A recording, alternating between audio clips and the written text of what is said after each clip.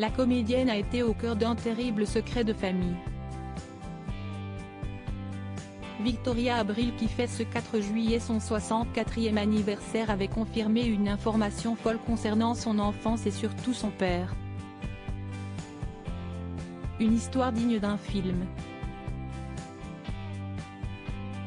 Elle a 64 ans et est connue pour ses rôles au cinéma auprès de réalisateurs espagnols comme Pedro Almodóvar, mais aussi dans des fictions françaises comme Gazon maudit ou la série Clem.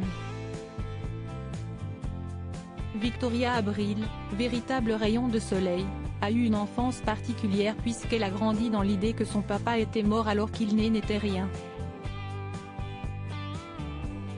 C'est Thierry Ardisson, en 2016, qui a évoqué cette histoire sur le plateau de Salut les Terriens. Toute sa vie elle pensait ainsi que son géniteur n'était plus en vie, un mensonge qui a été dévoilé par sa grand-mère peu avant sa mort.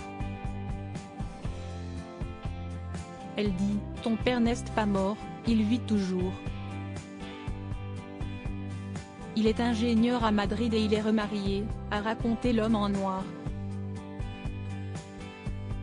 Un choc pour Victoria Abril qui a évidemment tenté de retrouver la trace de ce papa toujours vivant.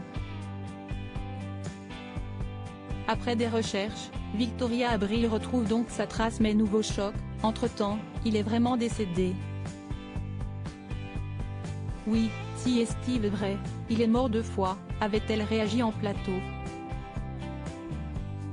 On apprenait alors que l'actrice avait réussi à mettre la main sur une photo de lui, une toute petite photo qu'elle ne cessait de regarder pour tenter de voir leur ressemblance. Tu sais, quand tu vois ton père d'un coup.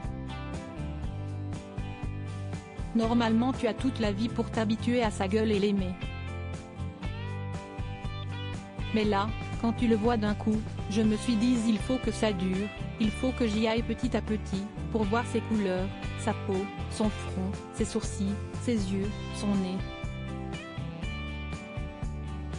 Racontait-elle. Pour ce qui est de leur ressemblance, elle avait fait savoir qu'elle n'était pas flagrante, à part le nez. Il y a un an, dans l'émission 50 Inside qui sera présentée à la rentrée par Isabelle Iturburu, Victoria Abril avait évoqué son enfance particulière, ce père absent et la vie pas simple qui découlait de l'absence de son géniteur. Je n'avais pas le droit d'exister parce que j'étais un fruit du péché. Ma mère n'était pas mariée avec mon père, donc on n'avait pas le droit d'avoir de statut social. On n'avait même pas le droit d'avoir une maison, on était parqués dans des internats.